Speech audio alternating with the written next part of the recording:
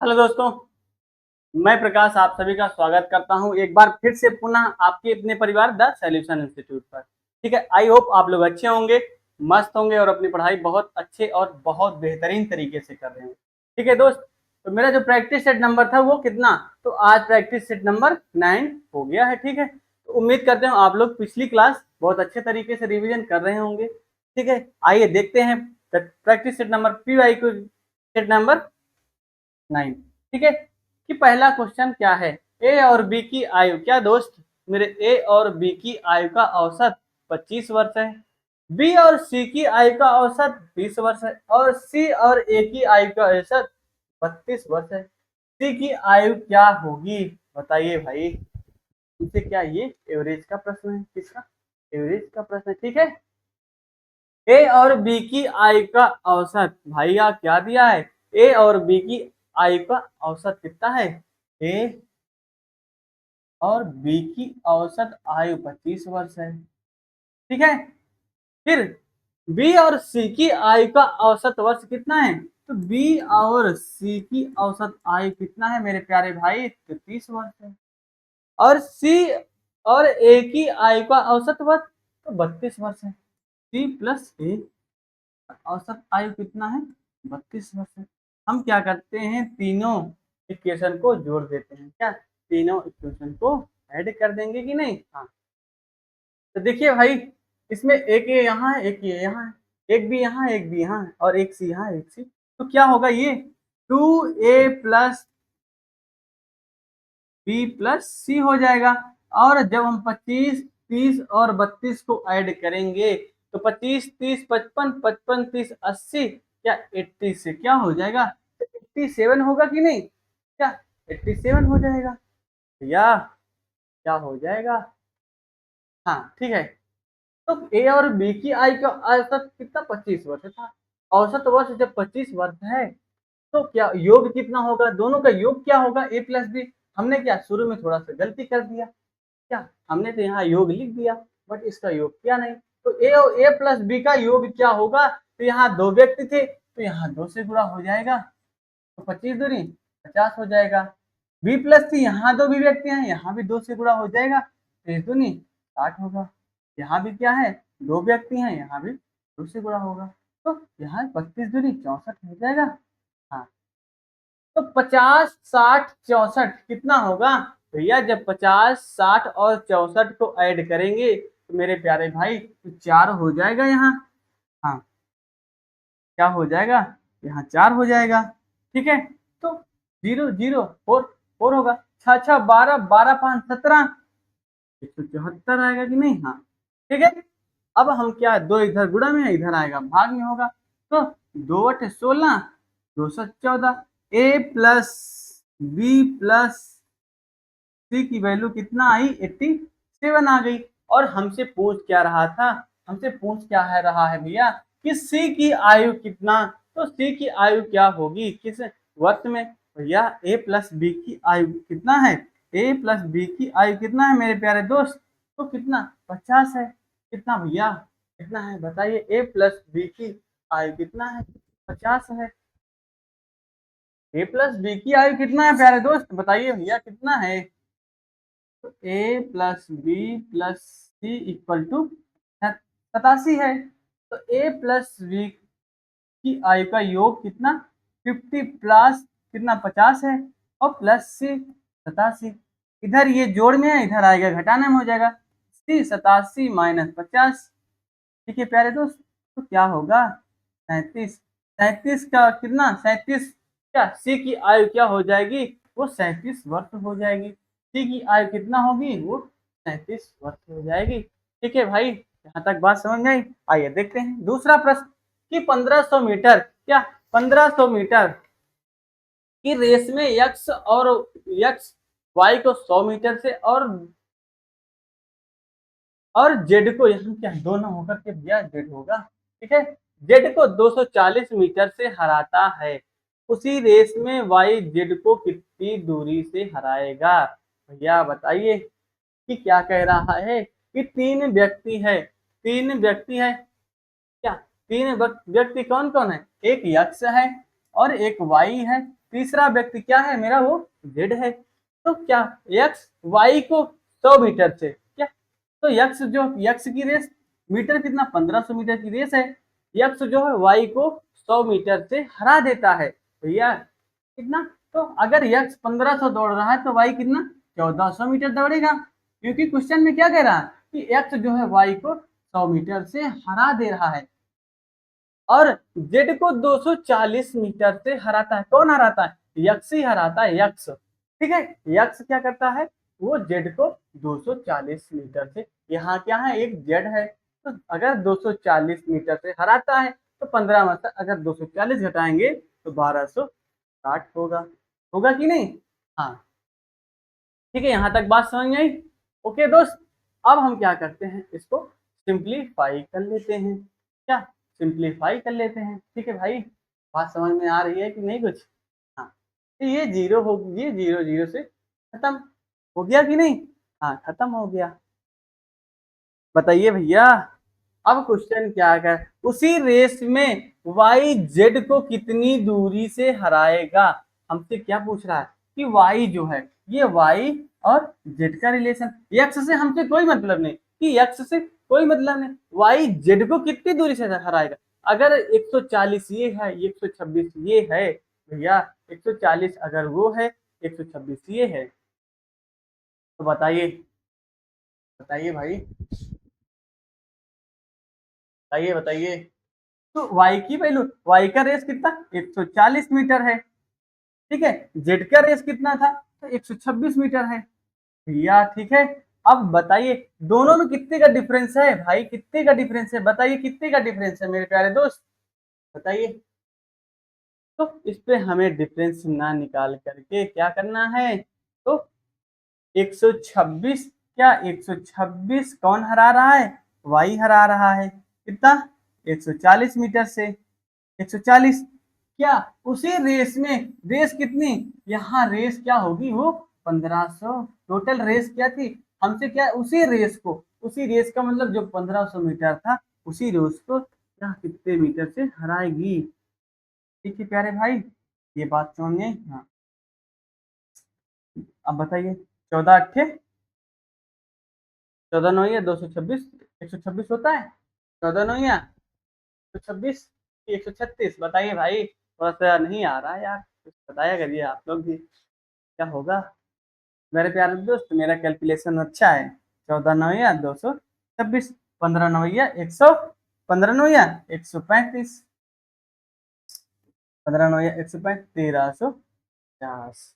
तो भैया Y Z को कितनी दूरी से हराएगा, तो हम इसमें क्या करते हैं 1500 से ये क्या माइनस कर देते हैं, तो 0 से 0, 5 में 10 में से 5 गए 5, तो 4 में से 3 गए 3, तो भैया 150 मीटर से हराएगा। वाई जो है वो जेड को कितने मीटर, 150 मीटर से हराएगा।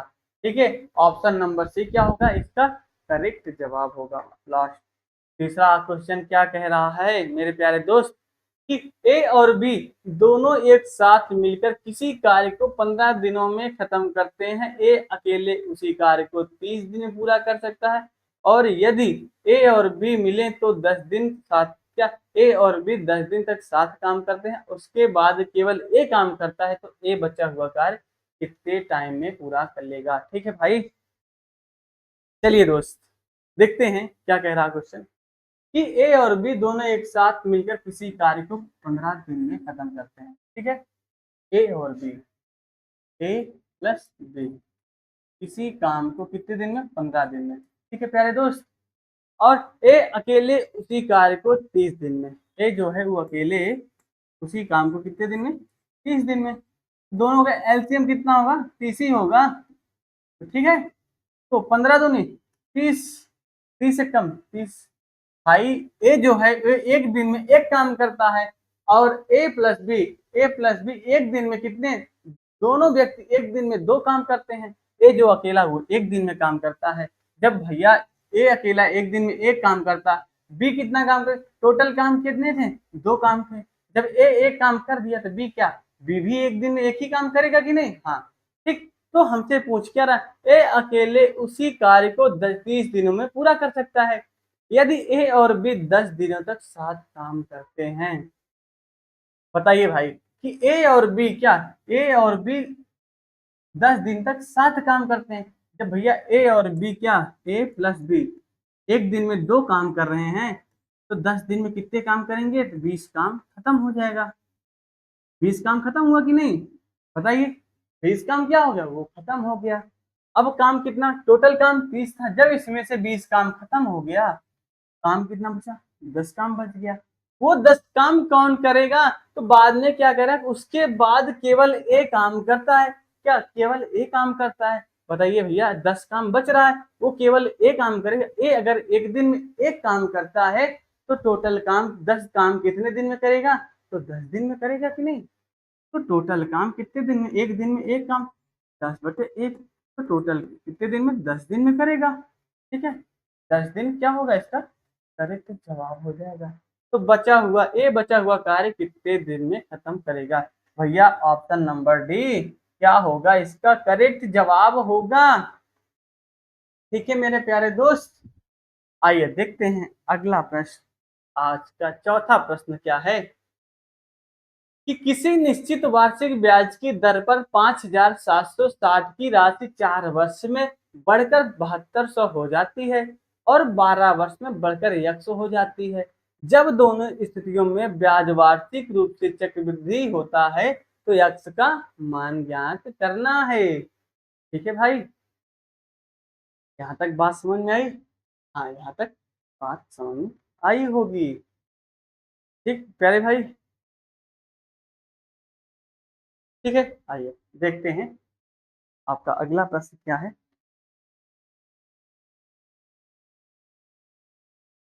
बात समझ में आई कि नहीं भैया।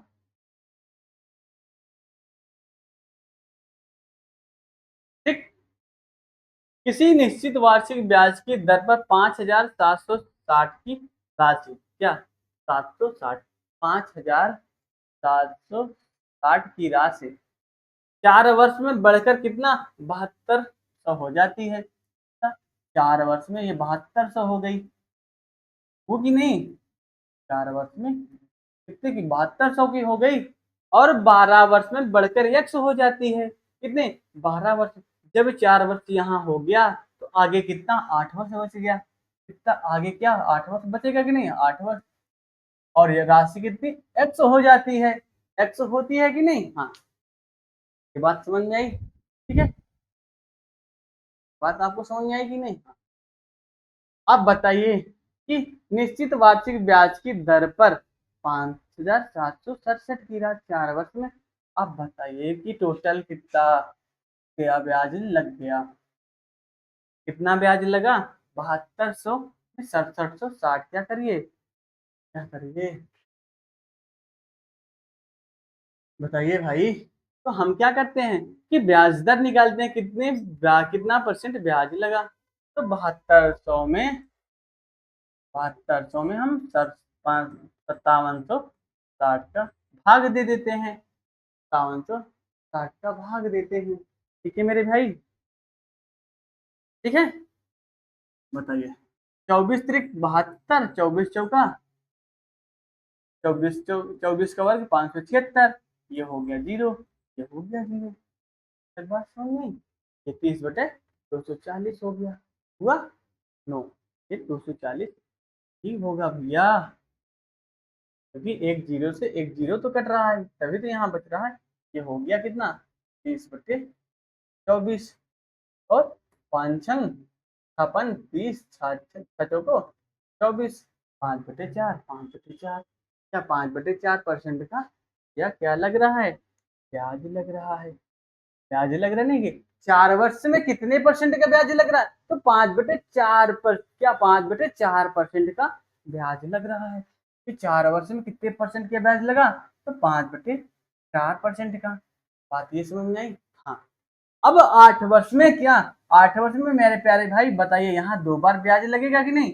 यहाँ क्या 2 बार ब्याज लगेगा, एक 4 वर्ष में, फिर एक 4 वर्ष में। यहाँ क्या हुआ, 5/4 हो गया, यहाँ क्या हुआ, 5/4 हो गया। 2 बार, देखिए यहाँ 4 वर्ष में एक बार ब्याज लगा, 8 वर्ष में क्या 2 बार ब्याज लगेगा कि नहीं, 5/4 और 5/4। लगेगा। हाँ, तो बताइए प्यारे भाई कि 12 वर्ष में बढ़कर यक्स हो जाती है, तो जब दोनों स्थितियों में ब्याज वार्षिक रूप से चक्रवृद्धि होता है तो यक्स का मान बताना है। बताइए प्यारे भाई, बताइए कितना ब्याज लगेगा। तो मेरे प्यारे भैया, मूलधन क्या हम 7200 मान लेते हैं कि जब यहाँ 400 पर 5760 हुआ था, तो यहाँ मूलधन 7200 मानते हैं। 7200, ब्याज कितना 5/4 और 5/4, ये दो दो बार लगा था कि नहीं। हाँ, तो चार चार चौका 16, तो ये 7200 पूरे 25 25 बटे 4 चौको 16। अब इसको क्या करिए, आप सिंप्लीफाई कर दीजिए। तो भैया 16 3 48, 16 चौको 24 25 80, ये नहीं कट रहा है। तो बताइए किससे काटे, बताइए आप लोग, बताइए मेरे प्यारे भाई, बताइए बताइए। तो समझ में आ रहा है। तो क्या करिए हम, 16 से 16, 16 चौको 64, 72 में 64 गया कितना 8, 16 पंचे 80, तो 4.5 तो हो गया। अब हम 450 गुणे 25 कर देंगे तो क्या हो जाएगा, वो मेरा आंसर हो जाएगा, एक्स की वैल्यू निकल के आएगी। 25 0 25 पंचे 125 के 5 हासिल है 12, 25 चौको 60, 60 60, 25 0 25 पंचे 125, 12 25 चौको 60, 60 10 70, 7250, क्या 7250 हो जाएगा। ये बात निकल के आई। बताइए क्या ये बात सही है, बताइए भाई, ये बात सही है 7250। भैया कुछ गलत हो रहा है क्या।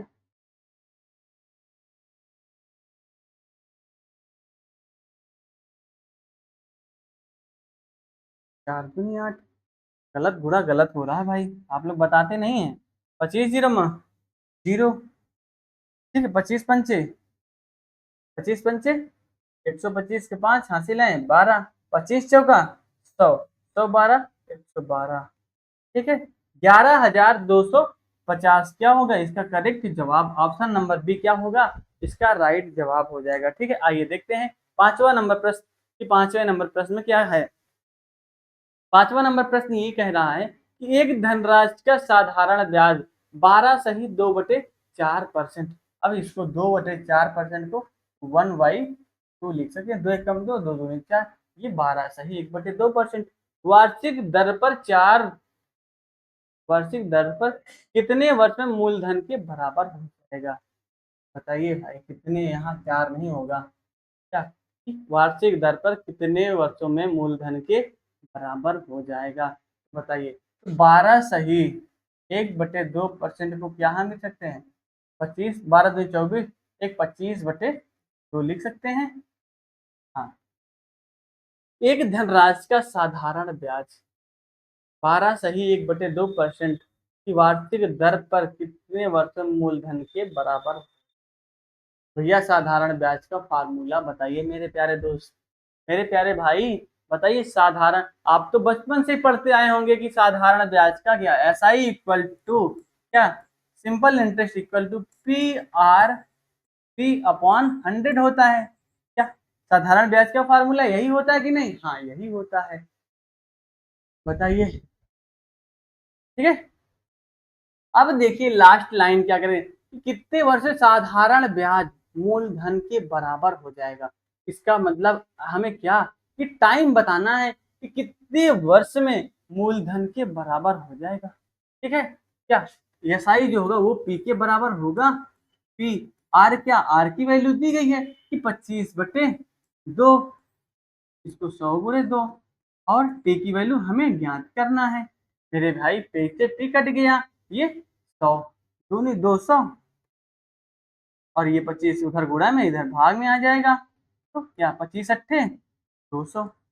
भैया जब 8 कितने 8 वर्ष में क्या हो जाएगा, ये 8 वर्ष में क्या साधारण ब्याज और मूलधन बराबर हो जाएगा। क्या साधारण ब्याज और मूलधन क्या हो जाएंगे प्यारे दोस्त, क्या ये बराबर हो जाएंगे। ठीक है, आइए देखते हैं अगला प्रश्न। नेक्स्ट प्रश्न क्या है कि एक बेलना, क्या सब बहुत महत्वपूर्ण, क्या वेरी वेरी इंपॉर्टेंट प्रश्न। ये ऐसे प्रश्न क्या बार बार एग्जाम में पूछे जाते हैं। क्या 2D 3D ये सब प्रश्न क्या यूपीपी यूपीएसआई में लगभग एक से नहीं 4-5 प्रश्न क्या होते हैं एक शिफ्ट में पूछे जाते हैं मेरे प्यारे दोस्त। एक बेलनाकार पोल का वक्र पृष्ठीय क्षेत्रफल और आयतन क्रमशः 132 मीटर और 528 मीटर है।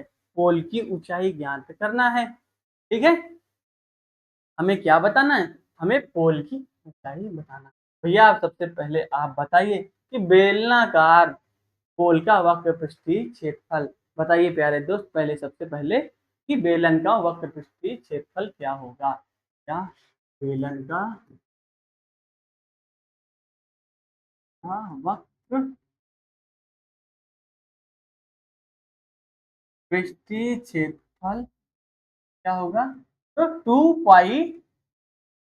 पाई और क्या, और बेलन का आयतन कितना, बेलन का आयतन क्या होता है मेरे प्यारे दोस्त बताइए भैया। बेलन का आयतन क्या होता है, तो बेलन का आयतन पाई आर स्क्वायर एच होता है। क्या पाई आर स्क्वायर एच होता है। बेलन का वक्रपृष्ठीय क्षेत्रफल 2 पाई आर एच और बेलन का आयतन पाई आर स्क्वायर एच। हमसे क्या पूछ रहा था कि पोल की ऊंचाई क्या यश की वैल्यू, इसलिए हमने क्या किया कि दोनों को डिवाइड कर दिया। क्या डिवाइड कर दिया कि नहीं, हाँ ठीक है, बात समझ में आई। हाँ ठीक भाई, चलिए सॉल्व करते हैं। देखिए पाई से पाई खत्म, यहाँ है यहाँ ना सॉल्व करके हम बेलन का वक्रपृष्ठीय क्षेत्रफल कितना 130 और बेलन का आयतन 528। ठीक, और क्या पाई से पाई, आर से एक, आर से एक, आर यच से यच खत्म, तो 2/आर क्या ये हो गया। ठीक है, आर का गुणा यहाँ तो गुणा यहाँ, तो 132 चौके 132 चौका 528। आर की वैल्यू कितना है, आर की वैल्यू 8 निकल गई। आर की वैल्यू क्या 8 निकल। अगर हमसे रेडियस पूछता, क्या अगर हमसे त्रिज्या पूछता तो उसका मान क्या होता, तो 8 हो जाता। बट हमसे रेडियस ना पूछ करके मेरे प्यारे दोस्त क्या पूछ लिया, तो उसका हाइट पूछ लिया, ऊंचाई पूछ लिया। ठीक है, तो पोल की ऊंचाई, तो हम क्या करते हैं किसी भी एक समीक्षा किसी भी एक फार्मूला में आर की वैल्यू रख देते हैं। तो हम क्या करते हैं 2 पाई बेलन का वक्रपृष्ठीय क्षेत्रफल 2 pi r h equal to 2 pi r h का मान क्या था 132। ठीक है, तो 2, अब क्या हम पाई का मान 22/7, आर की वैल्यू अभी क्या आई 8, एच का मान हमें निकालना है 132। ठीक है, अब बताइए दो एकम, दो एकम, दो छंग 12, दो छंग 12, 11 दूनी 22, 11 छठे 66, दो एकम दो, दो तिया 6। ठीक है, अब ये 7×21 क्या एच इक्वल टू 21/8 क्या होगा, 21/8 क्या करेक्ट जवाब हो जाएगा। अब क्या करिए इसको 8×3 = 24 नहीं कट, 8×2 = 16, 16×5 = 21। ऑप्शन नंबर डी क्या होगा करेक्ट जवाब हो जाएगा भैया। 2 सही 5/8 क्या होगा इसका करेक्ट। देखिए मेरे प्यारे भाई, यहाँ तक बात समझ में आई। आइए देखते हैं अगला प्रश्न। नेक्स्ट प्रश्न 7वां नंबर, दो संख्याओं के मासापा और लासापा के एलसीएम और एचसीएफ क्रमशः 8 और 224 है। यदि दोनों संख्याओं का अनुपात 4:7 है तो दोनों में बड़ी संख्या, तो इसको क्या करते हैं डायरेक्टली एक छोटा सा ट्रिक, जो एचसीएफ दिया गया है, जो एचसीएफ दिया रहेगा 8, जो एचसीएफ दिया रहेगा जैसे दोनों संख्याओं के अनुपात में उस एचसीएफ का गुणा कर लेते हैं। तो 8 चौको 32 और 8 सते, अब बताइए 32 बड़ा कि 56 बड़ा, भैया हमसे क्या पूछना बड़ी संख्या, तो 56 क्या होगा वो बड़ा हो जाएगा। ऑप्शन नंबर डी करेक्ट जवाब। ठीक है, ये क्या चुटकियों में हल करने वाले प्रश्न थे, ऐसे देख के जवाब देने वाले बिना पेन कॉपी आए। ठीक है, आइए देखते हैं कि 15 नल एक टंकी को 36 मिनट में भर सकते हैं। 1 घंटे में टंकी को भरने के लिए कितने नलों की आवश्यकता होगी? भैया 15 नल जो है एक टंकी को 36 मिनट में भर सकते हैं। हाँ, एक घंटे में टंकी को भरने के लिए कितने नलों की आवश्यकता होगी? भैया ये एमडीएच का फार्मूला, क्या एमडीएच वाले फार्मूला से सॉल्व होंगे। ठीक है, आदमी गुणे दिन गुणे घंटे, ये सब ऐसे प्रश्न क्या इसी फार्मूला। चलिए बताइए कि क्या क्या 15 नल एक टंकी को 36 मिनट में भर सकता है।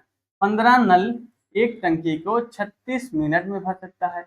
1 घंटे में टंकी में को भरने के लिए कितने नलों की आवश्यकता होगी? बताइए। 15 नल एक टंकी को 36 मिनट भर सकता है, तो 60 मिनट में टंकी को भरने के लिए कितना? 60 मिनट में टंकी को भरने के लिए नलों की आवश्यकता, तो कितने n नल मान लेते हैं हम। अब चलिए इसको 15 क्या इधर ये गुणा में इधर आएगा 15 गुणे 36 बटे 60 इक्वल टू n।